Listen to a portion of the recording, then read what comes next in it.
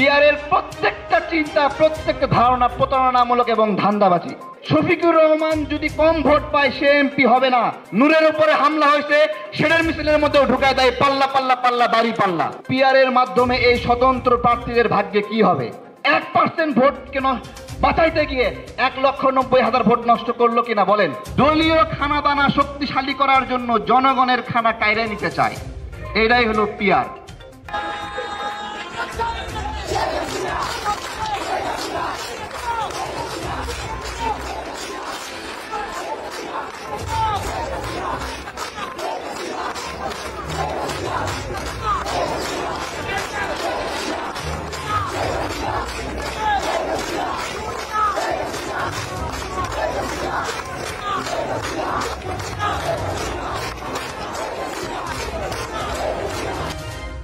স্বতন্ত্র প্রার্থী হলো জনগণের অধিকার, যে রাজনীতি করে না কিন্তু নিজের থেকে একটা নিজের মতো করে নির্বাচন করবে, জনগণ ভালোবাসলে সংসদে পাঠাবে।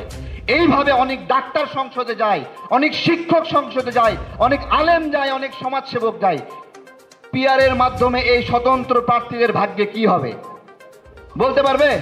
প্রশ্ন করেছিলাম যে ডক্টর শফিকুর রহমান তো সিলেটে জিতবে না, তাহের ভাই তো 14 গ্রামে জিতবে না, কিন্তু জামাতের অনেক ভালো মানুষ আছে যারা তাহের ভাইয়ের চেয়েও ভোট বেশি পাবে। তার উপর যে হামলা হয়েছে, এই হামলার দায় নিয়ে এই নির্লজ্জ বেয়াদ ছোট লোক, এই অথর্ব স্বরাষ্ট্র উপদেষ্টাকে পদত্যাগ করতে হবে। এই রকম স্বরাষ্ট্র উপদেষ্টা বিপ্লব পরবর্তী সময়ে একটি অন্তর্বর্তীকালীন সরকারের উপদেষ্টা হতে পারে না। সুতরাং অবশ্যই এই স্বরাষ্ট্র উপদেষ্টাকে পদত্যাগ করতে হবে। যে সকল সদস্যরা জড়িত তাদের বিরুদ্ধে সরকারকে ব্যবস্থা গ্রহণ করতে হবে। আমরা পুরো সেনাবাহিনী এবং পুলিশ বাহিনীকে দোষারোপ করছি না, কিন্তু সাংবাদিক সম্মেলন চলা অবস্থায় যারা আমাদের উপর হামলা করেছে তারা কোনোভাবেই সেনাবাহিনী এবং পুলিশ বাহিনীর সদস্য হতে পারে না। তারা আওয়ামী দোসর, অন্যথায় নুরুল হক নূর সহ আমরা যারা কথা বলছিলাম, এই অবস্থায় আমাদের উপর হামলা করার কথা নয়।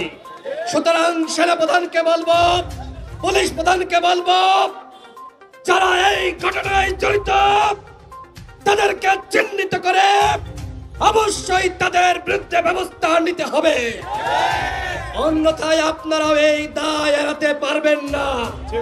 নুরুল হক নূর এখনো পর্যন্ত হাসপাতালের বিছানায় কাতরাচ্ছে। গতকাল দেখলাম মধ্যরাতে সরকারের পক্ষ থেকে একটি তদন্ত কমিশন প্রকাশ করা হয়েছে। আমরা সরকারের এই উদ্যোগকে সাধুবাদ জানাই, কিন্তু প্রশ্ন রাখতে চাই, এখনো পর্যন্ত ভিডিও ফুটেজ থাকার পরেও কেন একজনও গ্রেপ্তার হলো না? কেন গ্রেপ্তার হলো না? তাদেরকে প্রোটেকশন করা দিচ্ছে এই স্বরাষ্ট্র উপদেষ্টার অনুমতি ছাড়া, নির্দেশ ছাড়া নুরুল হক নূরের উপর হামলা হয় নাই।